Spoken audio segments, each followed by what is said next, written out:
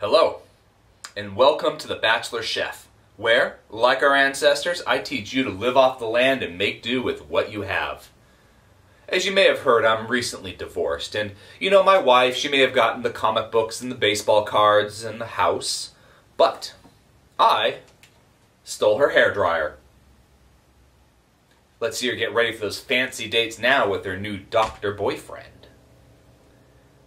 Today, we're going to make soup using a hairdryer. The first thing you're going to want to do is get a glass or ceramic bowl.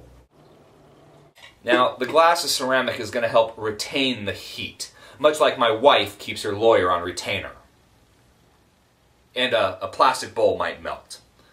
Next, can of soup. Open your can of soup and pour it in the bowl.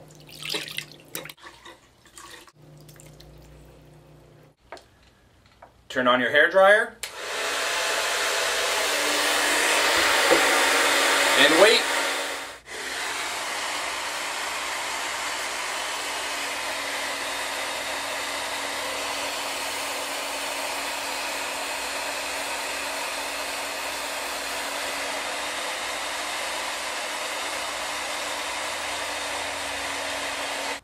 And now we have a hot bowl of soup ready to eat.